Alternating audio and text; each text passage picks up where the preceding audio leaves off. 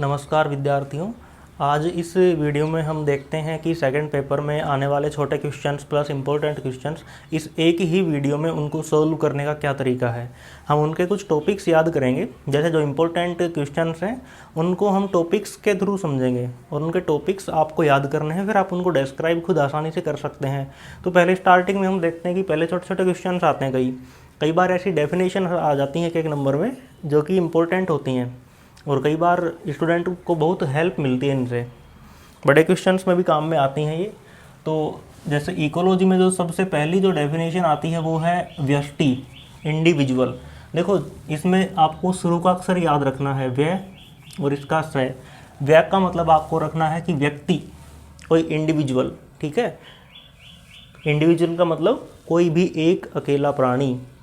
तो इसकी डेफिनेशन क्या आती है व्यष्टि या इंडिविजुअल की, कि single organism of specific species, किसी भी विशिष्ट जाति का कोई एक प्राणी या एक जीव क्या कहलाता है, इंडिविजुअल या व्यष्टि कहलाता है, ठीक है। जैसे किसी स्पेसिफिक हम स्पीसीज की बात करें, जैसे हमने बात की नाजा, वो एक स्पीसीज है। अगर उसका एक अगर वो सांप है तो वो अपने आप में क्या है, एक इंडिविजुअल है, वो व्यष्टि है। सेकंड नंबर पे आती है फिर इसमें पॉपुलेशन, समष्टि। इसमें क्या है कि उनका ग्रुप बन जाता है, कि जो एक ही जाति के जीव हैं उनका क्या बन जाता है, एक ग्रुप बन जाता है, उनका एक समूह जो कि किसी विशिष्ट क्षेत्र में निवास करता हो। इसकी डेफिनेशन क्या है व्यष्टि की, समष्टि की। जैसे आपको क्या याद रखना है, समाज। जैसे समाज में सभी उसी प्रजाति के जीव एक साथ रहते हैं, तो इसकी डेफिनेशन क्या होगी कि किसी विशिष्ट भौगोलिक क्षेत्र में रहने वाले एक ही जाति के जीवों की संख्या क्या कहलाती है, एक ही जाति के जीवों का समूह क्या कहलाता है, समष्टि। तो व्यष्टि क्या है, इंडिविजुअल एक प्राणी, और समष्टि क्या है, उनका ग्रुप, उस एक ही जाति के जीवों का समूह, ठीक है। तीसरे नंबर पे इसमें आता है समुदाय, कम्युनिटी। इसमें थोड़ा और भी हो जाता है आगे कि कोई स्पेसिफिक एरिया है, कोई विशिष्ट भौगोलिक क्षेत्र है और उसमें रहने वाली विभिन्न प्रकार की जातियों का समूह। किसी विशिष्ट भौगोलिक क्षेत्र में अगर एक से अधिक जातियां वहाँ पे निवास करती हैं तो उनका समूह क्या कहलाता है, वहाँ पे समुदाय कहलाता है, कम्युनिटी। तो इंडिविजुअल में एक ही जाति का एक जीव, पॉपुलेशन में एक ही जाति के कई सारे जीव, और कम्युनिटी में एक भौगोलिक क्षेत्र में एक से अधिक जातियों के जीवों का समूह क्या कहलाता है, समुदाय। फिर इसमें एक डेफिनेशन और आती है जीवोम या बायोम। इसकी डेफिनेशन भी कई बार पूछी गई है। तो इसमें देखिए कि ऐसा कोई भौगोलिक क्षेत्र, और वो बहुत बड़ा होना चाहिए, है ना, विशालतम जैव भौगोलिक क्षेत्र जो आसानी से पहचाना जा सके। जैसे कोई आपको कहे कि सहारा का रेगिस्तान, तो आपको तुरंत समझ में आ जाएगा कि अफ्रीका की बात हो रही है ना। आपसे कोई कहे थार का मरुस्थल, तो आपको पता चल जाएगा कि यहाँ पे भारत और पाकिस्तान का जो मरुस्थल का क्षेत्र है इसकी बात हो रही है ना। या फिर आपको कोई कहे कि टुंड्रा, इस प्रकार के क्षेत्र जिनको नाम लेते ही हम आसानी से पहचान सकें, और वो काफ़ी बड़े हैं, विशालतम जैव भौगोलिक क्षेत्र जो आसानी से पहचाने जा सके, क्या कहलाते हैं, जीवोम या बायोम कहलाते हैं। फिर यहाँ पे कुछ ऐसी डेफिनेशंस भी आ जाती हैं, फुल फॉर्म आ जाते हैं कई बार, इनकी आप फुल फॉर्म लिखिए और एक एक नंबर का सवाल पूछ लिया जाता है। आपको कंफ्यूज नहीं होना है, छोटे सवाल अगर आप अटैम्प्ट करना चाहते हो तो वो भी आपके काउंट होते हैं। यूनिवर्सिटी का जो पैटर्न है वो क्या कहता है कि आपको 33 में से 50% करना है। तो 33 का 50% कितना हो गया, लगभग 16.5, ठीक है। यानी कि आप अगर आप 6 नंबर के दो बड़े सवाल करके फिर आप 5 नंबर के छोटे सवाल भी करते हो, 5 सवाल करते हो, तो भी आपके वो काउंट होंगे। तो आपको कम से कम 5 सवाल छोटे करने हैं अगर आप करने चाहते हो तो, वरना तीनों बड़े भी कर सकते हो। अगर छोटे वाले आपको आते हैं तो आराम से उसमें पूरे मार्क्स आएंगे, बड़े में तो फिर भी कट जाते हैं। तो यहाँ पे फुल फॉर्म क्या है, IUCN, काफ़ी बार पूछा गया है। इसकी फुल फॉर्म क्या है, international union for conservation of nature and natural resources. ये एक यूनियन है इंटरनेशनल लेवल के ऊपर, और ये बताती है रेड डाटा बुक के बारे में, जो संकटग्रस्त जाति हैं उन सब के बारे में बताती है दुनिया को। इसका जो हेड ऑफिस है वो कहाँ पे है, स्विट्जरलैंड में है। और IUCN की स्थापना कब हुई थी, 5 अक्टूबर 1948 को हुई थी। कई बार ये भी पूछ लिया जाता है कि स्थापना कब हुई थी। ऐसी एक फुल फॉर्म है ZSI, इसकी क्या है, जूलॉजिकल सर्वे ऑफ इंडिया। इसकी स्थापना कब हुई थी, 1 जुलाई 1916 को। इसके कई सारे हेडक्वार्टर्स हैं, जैसे एक हैदराबाद में है, एक देहरादून में है। जैसे ZSI होती है ऐसे ही BSI भी होती है, बोटनिकल सर्वे ऑफ इंडिया, वो बोटनी में पूछा जाएगा। ऐसे ही काजरी, ये सवाल कई बार आया हुआ है राजस्थान यूनिवर्सिटी एग्जाम में। काजरी की फुल फॉर्म पूछी जाती है। इसकी फुल फॉर्म क्या है, central arid zone research institute, और ये कहाँ पे है, जोधपुर में है। ये पूछ लिया जाता है कि काजरी की फुल फॉर्म लिखिए और ये कहाँ पे है, जोधपुर में है, central arid zone research institute. कुछ यहाँ पे 2 डेफिनेशंस भी पूछी गई हैं एग्जाम में कि स्व पारिस्थितिकी या सम पारिस्थितिकी में आप अंतर बताइए, है ना। ऑटो इकोलॉजी और सिन इकोलॉजी, इनके बारे में आपको जानना है, इनकी डेफिनेशन पूछी जा सकती हैं। तो ऑटो इकोलॉजी या स्व पारिस्थितिकी का मतलब क्या है कि इसमें हम किसी इंडिविजुअल ऑर्गेनिज्म, IO का मतलब क्या है, शॉर्ट में लिखा है मैंने, इंडिविजुअल ऑर्गेनिज्म। इंडिविजुअल का मतलब क्या है कि व्यष्टि, यानी कि इसमें किसी एक जाति के एक जीव का उसके आसपास के बाह्य वातावरण के साथ जो इंटर रिलेशंस हैं उनका अध्ययन करना क्या कहलाता है, स्व पारिस्थितिकी। जैसे मान लीजिए कि हमने कोई स्पेसिफिक कोई ऑर्गेनिज्म चुन लिया, जैसे कि वो हनी बी है, और या फिर कोई और एग्जाम्पल लेते हैं कि जैसे हमने टाइगर ले लिया।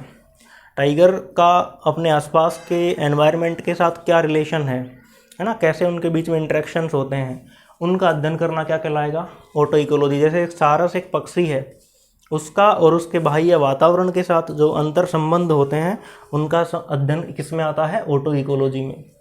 इधर जो सिन इकोलॉजी है, इसमें हम क्या अध्ययन करते हैं, कम्युनिटी का।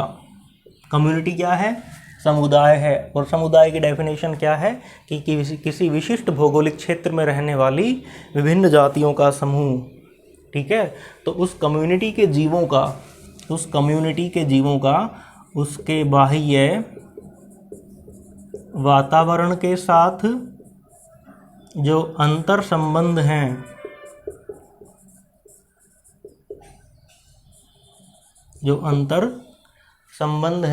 उनका अध्ययन करना क्या कहलाता है, समपारिस्थितिकी या सिन इकोलॉजी। तो ये कुछ छोटी छोटी डेफिनेशंस हैं जो एग्जाम में पूछी जाती हैं, और आपको इस तरह से कई सारे छोटे क्वेश्चंस याद करने हैं। एक इसमें टॉपिक आता है, जैसे कई बार एग्जाम में पूछा जाता है कि पर्यावरणीय कारकों के बारे में वर्णन करो, 6 नंबर का सवाल आ जाता है। या फिर इसमें कई बार 2 तरीके से पूछ लिया जाता है कि जो हमारे जो एबायोटिक फैक्टर्स होते हैं या फिर बायोटिक फैक्टर्स होते हैं, इनके ऊपर सवाल आ जाता है। हम इनको ब्रीफली 10-5 मिनट के अंदर डिस्क्राइब करके और इनको टॉपिक वाइज समझने की कोशिश करते हैं।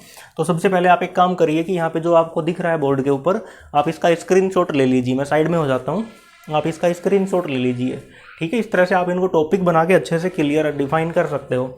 तो देखिए, पर्यावरणीय कारक जो हम पढ़ रहे थे ना, इकोलॉजी क्या है, इकोलॉजी में किसी भी जीव का उसके बाह्य वातावरण के साथ अंतर संबंध ही इकोलॉजी कहलाता है, उनका अध्ययन करना इकोलॉजी कहलाता है। अब बाहर के वातावरण के कौन कौन से कारक हैं, है ना, 2 प्रकार के होते हैं।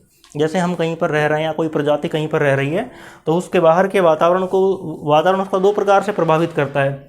एक तो वो कारक जो सजीव होते हैं, और दूसरे वो कारक जो कैसे होते हैं, निर्जीव होते हैं। ऐसा तो है नहीं कि धरती के ऊपर कोई रहे और उसको कोई प्रभावित ही ना करे, है ना, सब प्रभावित होते हैं। तो इसमें पहले जो कारक आते हैं उनका नाम क्या है, एबायोटिक या अजैविक कारक कहा जाता है इनको। अब इनका अगर पूछ लिया जाता है, कई बार अजैविक कारकों के बारे में पूछ लिया जाता है कि 6 नंबर में बताइए आप, है ना, तो आपको इनको बताना है कि ये 3 प्रकार के होते हैं। अजैविक कारक कितने प्रकार के होते हैं, 3 प्रकार के होते हैं मेनली। पहला कौन सा है, जलवायवीय, दूसरा है स्थलाकृतिक, और तीसरा कौन सा है, मृदीय कारक। तो पहला जो है जलवायवीय कारक, ये भी कई प्रकारों में डिवाइड किया गया है। जैसे पहले नंबर पे जल, दूसरे नंबर पे तापमान, तीसरे नंबर पे क्या है, प्रकाश। ये जलवायवीय कारक पढ़ रहे हैं हम, जो क्लाइमेट से संबंधित है। तो जल है सबसे पहले टॉपिक। अब जल के कुछ गुण होते हैं, जैसे घुलनशीलता होती है, उत्प्लावकता होती है, शांतता होती है, घनत्व होता है और पारदर्शिता होता है, वाष्पीकरण होता है। कई सारे ऐसे गुण होते हैं, उनको आप नोट्स में पढ़ लेना है। ये पॉइंट्स हैं, बहुत आसानी से आपको 2-2 लाइन में समझ में आ जाएंगे। तो पहला पॉइंट क्या हो गया, जल हो गया। दूसरे नंबर पे क्या है, तापमान। तापमान उस जीव को किस प्रकार से प्रभावित कर रहा है। देखिए 2 प्रकार से माना जाता है। पहला कौन सा है, न्यूनतम प्रभावी तापमान। दूसरा कौन सा है, अधिकतम प्रभावी तापमान। न्यूनतम क्या है कि उस तापमान की वो मिनिमम लिमिट कि उसके बाद वो प्राणी जीवित ना रह पाएँ, है ना। हम जैसे सोचते हैं ना कि हम कितना तापमान हो कि हम जीवित रह पाएँ या कोई भी प्राणी जीवित रह पाए, तो तापमान की कुछ ना कुछ ऐसी लिमिट होती होगी कि उसके बाद वो जिंदा नहीं रह पाते। तो उसकी जो लोअर लिमिट होती है उसे ही क्या कहा जाता है, न्यूनतम प्रभावी तापमान। अगर उससे भी कम तापमान हो जाए तो जीव कहाँ चले जाते हैं, चिल कोमा में चले जाते हैं। चिल का मतलब कि भयंकर ठंडी, सर्दी, और कोमा आप सभी जानते ही हैं, है ना। तो चिल कोमा में चले जाते हैं उसके बाद। ऐसे ही दूसरा है कौन सा है, अधिकतम प्रभावी तापमान। कि तापमान का वह अधिकतम मान जिसके बाद जीव जीवित नहीं रह पाने में सक्षम हो, जीवित नहीं रह पाते, जिंदा रह पाने में सक्षम नहीं रह पाते। अगर उस तापमान की लिमिट से अधिक तापमान हो जाए तो वो जीव कहाँ चले जाते हैं, हीट कोमा में। ठीक है। अब इसके गुण होते हैं, प्रकार जो तापमान होता है ये जीवों को किस प्रकार से प्रभावित करता है, उसके आधार पर जीव 2 प्रकार के होते हैं। एक तो होते हैं पृथुतापी और दूसरे कौन से होते हैं, तनुतापी।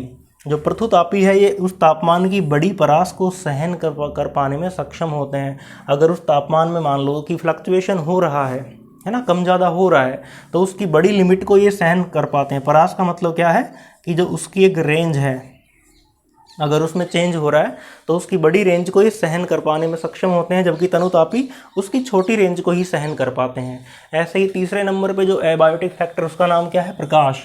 प्रकाश कौन सा है यहाँ पे, सनलाइट, जो सूर्य का प्रकाश प्रभावित करता है। इसके भी कुछ गुण होते हैं। जैसे पहला गुण क्या है, विशिष्टता। आप सभी जानते हैं कि प्रकाश 7 रंगों से मिलकर बना हुआ है, विबग्योर जिसको हम बोलते हैं, और ये इसलिए हमें मिलकर सफ़ेद रंग का दिखाई देता है। दूसरा क्या है, तीव्रता। प्रकाश की तीव्रता कितनी आ रही है धरती के ऊपर, सभी जगह पे अलग अलग होती है। और जो पृथ्वी के ऊपर हरे पादप होते हैं उस प्रकाश का 0.02% 0.02% ही भाग काम में ले पाते हैं। धरती के ऊपर जो प्रकाश आ रहा है उसका 0.02% भाग ही काम में ले पाते हैं पूरी धरती के पौधे उस प्रकाश का। तीसरा गुण क्या है प्रकाश का, अवधि। आप सभी जानते हैं कि भूमध्य रेखा के ऊपर प्रकाश की अवधि सबसे ज़्यादा होती है, ध्रुवों के ऊपर कम होती है। अभी तभी तो हम सुन पाते हैं ना कि ध्रुवों के ऊपर 6 महीने का दिन होता है, 6 महीने की रात होती है। और अभी देखिए किस प्रकार से जीवों को प्रभावित करता है प्रकाश। ठीक है, तो जैसे इसमें पहला पॉइंट क्या है, प्रकाश संश्लेषण। आप सभी जानते हैं पौधे फोटोसिंथेसिस करते हैं, तो इसमें आप उसको डिस्क्राइब कर सकते हो, रिएक्शंस वगैरह लिख के, है ना, बता सकते हो। दूसरा क्या है, पुष्पन। अगर प्रकाश नहीं होगा तो पुष्पन भी नहीं हो पाता है। पुष्पन का मतलब क्या है, पौधों में फूलों का आना। जब पौधों में फूल आते हैं तो उसे क्या बोला जाता है, पुष्पन कहा जाता है। और प्रकाश भी इसको प्रभावित करता है, पौधों में फूल आने को। तो इसके आधार पर पौधे 3 प्रकार के होते हैं। पहले कौन से हैं, दीर्घकाली पादप। इनको लॉन्ग डे प्लांट कहा जाता है, यानी कि ऐसे पादप जिनको पुष्पन की क्रिया के लिए एक दिन में कम से कम 14 से 16 घंटे प्रकाश की आवश्यकता होती है। वो पादप कौन से होते हैं, दीर्घकाली। लघुकाली पादप कौन से होते हैं, शॉर्ट डे प्लांट, जिनको एक दिन में 10 से 12 घंटे प्रकाश चाहिए उनको पुष्पन की क्रिया के लिए। और तीसरे नंबर पे कौन से हैं, उदासीन, है ना, ये न्यूट्रल हैं, इनको प्रकाश चाहिए ही नहीं, इनमें फूल तब भी आएंगे, है ना, प्रकाश लाइट आए या नहीं आए इनमें फूल तब भी आते हैं, इसलिए इनको उदासीन पादप कहा जाता है। ऐसे तीसरा गुण क्या है, प्रजनन। प्रजनन की क्रिया के लिए भी प्रकाश की आवश्यकता होती है। रिप्रोडक्शन के लिए जो कई लार्वा होते हैं उनमें विकास होने के लिए प्रकाश की आवश्यकता होती है। ऐसे ही पक्षी जो होते हैं उनमें जनन ग्रंथियों का विकास होने के लिए भी प्रकाश की आवश्यकता होती है। तो इस प्रकार से 3 पॉइंट अभी हमने पढ़े, जल, तापमान और प्रकाश। अभी नेक्स्ट पढ़ रहे हैं हम। इसमें अगला कारक कौन सा है, आर्द्रता। जलवायु के कारक में कौन सा कारक है अगला, आर्द्रता। इसको ह्यूमिडिटी बोलते हैं। ह्यूमिडिटी क्या होती है कि जो वायुमंडल में जो आर्द्रता, वायुमंडल में जलवाष्प की मात्रा होती है ना, वायुमंडल में जलवाष्प की मात्रा ही क्या कहलाती है, उपस्थिति क्या कहलाती है, आर्द्रता कहलाती है। 2 प्रकार की होती है, निरपेक्ष और आपेक्षिक। निरपेक्ष को हम P से डिनोट करते हैं। निरपेक्ष की परिभाषा क्या है कि वायुमंडल के एक निश्चित आयतन में उपस्थित जलवाष्प की मात्रा ही क्या कहलाती है, निरपेक्ष आर्द्रता। सेकंड कौन सी है, आपेक्षिक। ये वायुमंडल में एक निश्चित तापमान पर जो अधिकतम जलवाष्प उपस्थित होती है उसे क्या कहा जाता है, संतृप्ति। और इस संतृप्ति को R से डिनोट किया जाता है। यानी कि हम कह सकते हैं कि आपेक्षिक आर्द्रता का फॉर्मूला या इसकी परिभाषा क्या है कि निरपेक्ष आर्द्रता और संतृप्ति का अनुपात ही क्या कहलाता है, आपेक्षिक आर्द्रता। इसको RH से डिनोट करते हैं। इसका फॉर्मूला क्या है, RH = P/R/100, इसका फॉर्मूला है। इसमें पांचवा कारक है जलवायु कारकों में गैसें। आपको पता है कि गैसें भी हमारे वायुमंडल में उपस्थित होती हैं जो कि हमें प्रभावित करती हैं। और मेन गैसें कौन कौन सी यहाँ पे, ऑक्सीजन, कार्बन डाइऑक्साइड, नाइट्रोजन वगैरह जो गैसें हैं ये हमें प्रभावित करती हैं। ये पांचवा कारक है। अब इसमें हम पढ़ते हैं दूसरे नंबर के जो कारक हैं। एक नंबर पे हमने पढ़े थे जलवायु कारक, अब दूसरे नंबर पे कौन से हैं, स्थलाकृतिक कारक, यानी जो हमारे स्थल पे, भूस्थल पे पाए जाते हैं, है ना, जो ज़मीन पे मिलते हैं जो। अब इनमें कौन कौन से कारक हैं, सबसे पहला कारक कौन सा है इनमें, अक्षांश। सबसे पहला कारक कौन सा है, अक्षांश। दूसरे नंबर पे क्या आती हैं, पर्वतमालाएं। और तीसरे नंबर पे क्या आती है इसमें, पवन, हवाएं।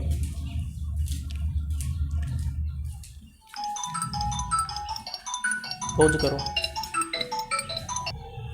तो सबसे पहले नंबर पे हम इसमें देखते हैं अक्षांश। आप जानते हैं कि हमारी पृथ्वी के ऊपर कुछ काल्पनिक रेखाएं होती हैं, अक्षांश और देशांतर, आप जिनको जानते हैं। उसी के आधार पे इसमें भूमध्य रेखा, कर्क रेखा, मकर रेखा इस तरह से बनाई हुई है। और तो इस पे आपको क्या याद रखना है कि जो इन रेखाओं के आधार पे 3 प्रकार के क्षेत्र होते हैं। पहला कौन सा है, उष्ण कटिबंध। जहाँ पर उष्ण कटिबंध क्षेत्र होता है वहाँ पर जैव विविधता मैक्सिमम होती है, सर्वाधिक पाई जाती है।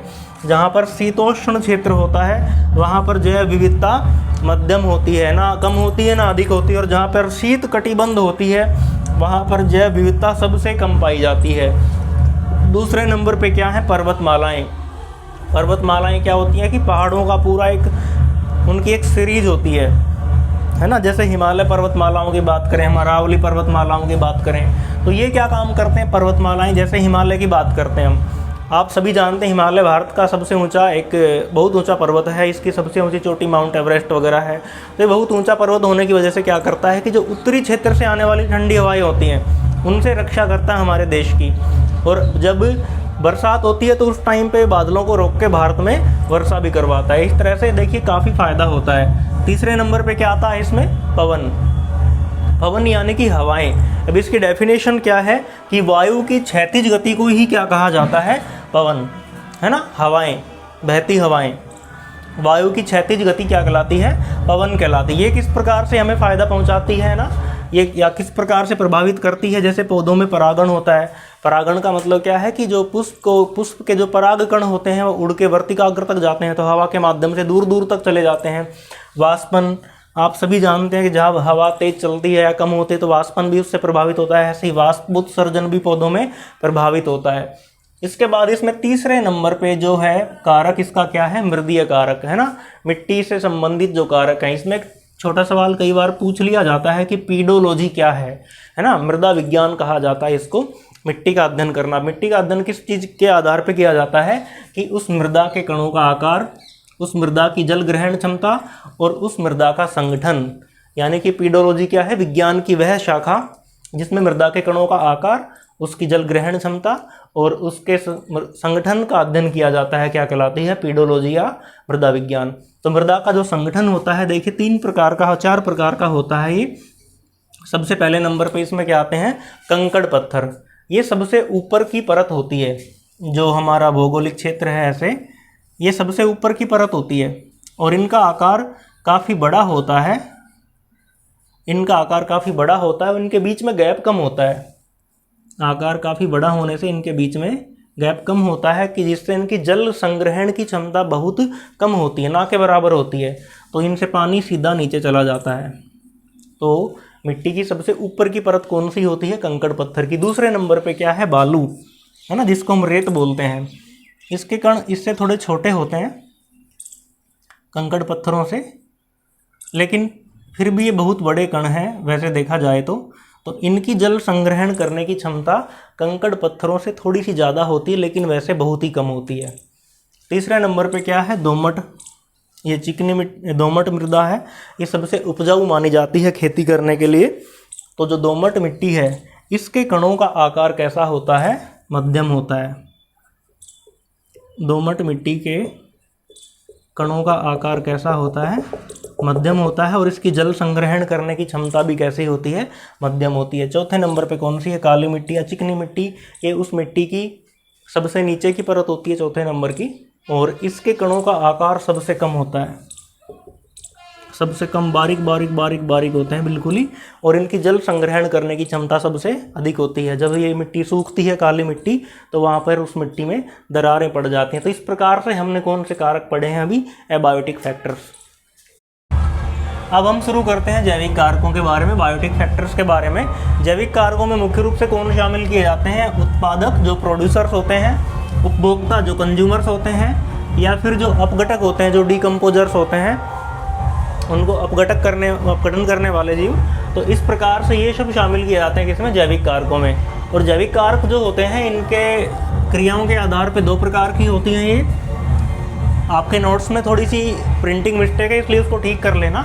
1 नंबर पे उसमें अंतरजातीय लिख रखा है, उसको अंतराजातीय करना है, और जो दूसरे नंबर पे अंतरजातीय है, अंतराजातीय, उसको आपको अंतरजातीय करना है, यानी ये वाला लिखना है आपको, ठीक है। इनकी इंग्लिश अगर हम देखें तो अंतरजातीय को हम कहेंगे इंटर स्पेसिफिक, और जो अंतराजातीय है इनको कहा जाएगा इंट्रा स्पेसिफिक। इंटर का मतलब है, अंतर का मतलब है 2 अलग अलग जातियों के जीवों के मध्य होने वाली क्रियाएं, और जो इंट्रा स्पेसिफिक या अंतरा जाति, इसका मतलब है एक ही जाति के जीवों के मध्य होने वाली पारस्परिक क्रियाएं। तो यहाँ पर इनको हम देखते हैं। सबसे पहले जो इंट्रा स्पेसिफिक यानी एक ही जाति के जीवों के बीच में होने वाली जो क्रियाएं हैं, ये किस प्रकार से होती हैं, इनके बारे में हम अध्ययन करते हैं। इसमें पहले नंबर पे आती हैं सहयोगी पारस्परिक क्रियाएं, और दूसरे नंबर पे आती हैं असहयोगी पारस्परिक क्रियाएं।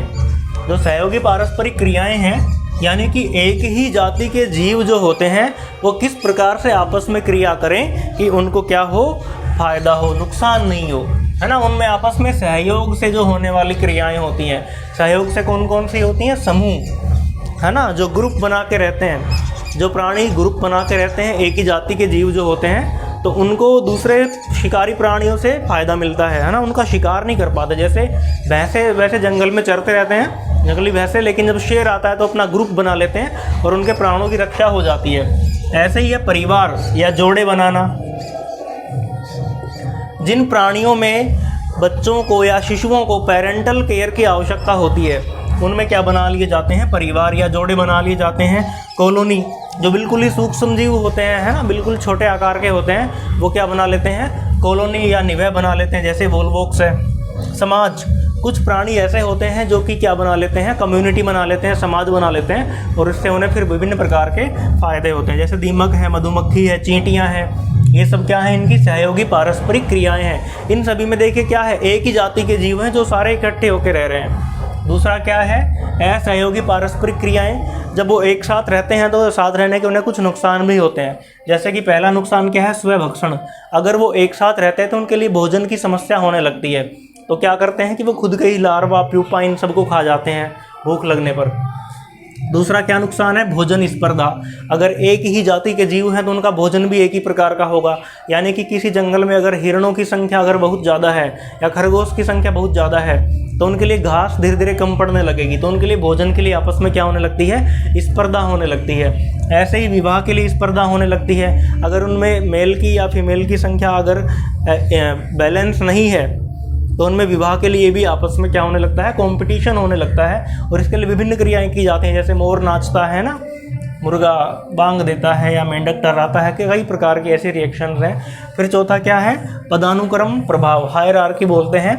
इसमें क्या होता है कि जो उनके समूह में जो सबसे ज़्यादा सीनियर होता है, उनके जूनियर्स की एक तरह से रैगिंग करता है वो, है ना, उनके ऊपर अपना प्रभाव दिखाता है, जिससे कि वो एक सही जीवन नहीं जी पाते हैं जो जूनियर्स होते हैं। ये सारी क्या है, असहयोगी पारस्परिक क्रियाएं हैं। ये किसमें देखा है हमने, इंट्रा स्पेसिफिक, एक ही जाति के जीवों में होने वाली क्रियाएं।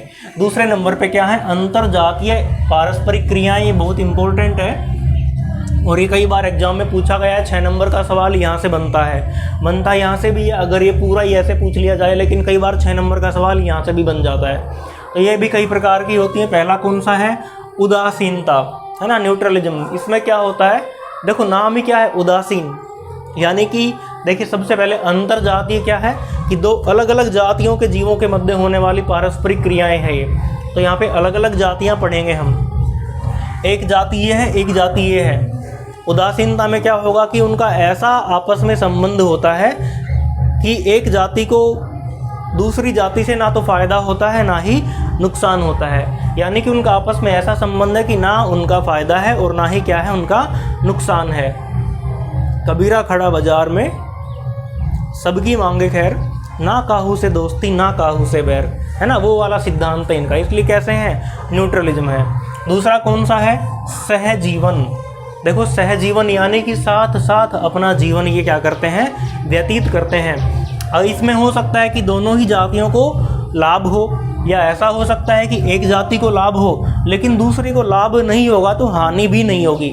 और ये दोनों प्रकार देखिए हम यहाँ पे देखते हैं। पहला कौन सा इसमें, सहोपकारिता, है ना, साथ साथ उपकार करने की क्षमता, सह उपकार, एक साथ कि तू मेरा भला कर मैं तेरा भला करूँगा, ठीक है। जैसे कि लाइकेन का नाम सुना होगा आपने। लाइकेन में क्या होता है कि कवक और शैवाल आपस में सहजीवन व्यतीत करते हैं, है ना, तो उसमें दोनों को ही फायदा होता है। लाइकेन को क्या मिल जाता है, जल और जो न्यूट्रिएंट्स है वातावरण से मिल जाते हैं, खनिज लवण वगैरह अवशोषण कर लेता है। और लाइकेन को क्या मिल जाता है, उससे फोटोसिंथेसिस के द्वारा फूड मिल जाता है। इस तरह से आपस में दोनों क्या करते हैं, सहजीवन व्यतीत करते हैं, तो दोनों को क्या हो रहा है, फायदा हो रहा है। दूसरा इसका एग्जाम्पल क्या है, सहभोजिता।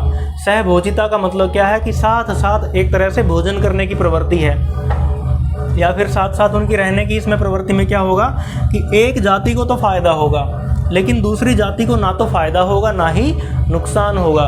जैसे आम के पेड़ के ऊपर आर्किड रहते हैं, आर्किड है ना, एक मतलब पादप की एक प्रजाति ऐसे, वो आम के पेड़ पे रहता है। तो आर्किड को तो आम के ऊपर रहने की जगह मिल जाती है, उसको तो फ़ायदा है, लेकिन आम को उससे ना तो फ़ायदा है ना ही नुकसान है। जैसे मानव में देखें, हमारी आंतों में ई कोलाई बैक्टीरिया रहते हैं, है ना, तो ई कोलाई बैक्टीरिया को तो क्या है, हमारी आंतों में रहने के लिए जगह मिल जाती है, हमसे ही पोषण भी मिल जाता है उन्हें, लेकिन हमें क्या है, ना तो उनसे फ़ायदा है ना ही उनसे नुकसान है। तो ये किस में देखा है हमने, सहभोजिता में। तीसरा प्रकार कौन सा है, विरोधी जीवन।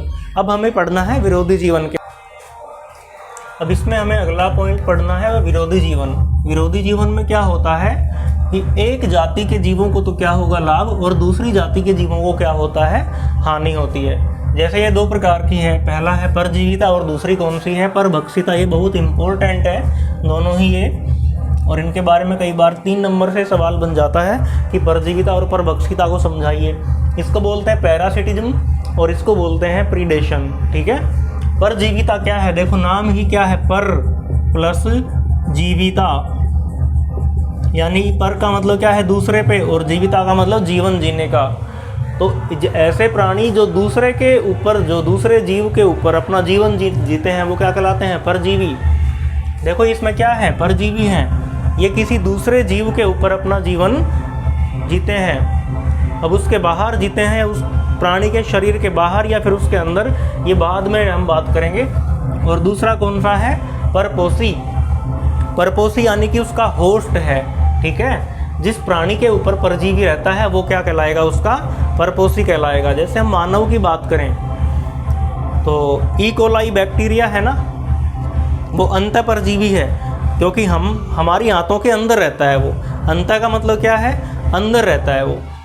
और जैसे जुओं की बात करें, जुएँ होती हैं, खटमल है, पिस्सू, ये सब क्या है, बाह्य परजीवी हैं, क्योंकि ये हमारे शरीर के बाहर रहते हैं, प्राणियों के शरीर के बाहर रहते हैं, ठीक है। तो परपोषी क्या है, होस्ट है, ये मेजबान है, ये मेहमान है। तो इसमें परजीवी को तो क्या होता है, हमेशा फ़ायदा होता है, लेकिन परपोषी को क्या होता है, नुकसान होता है।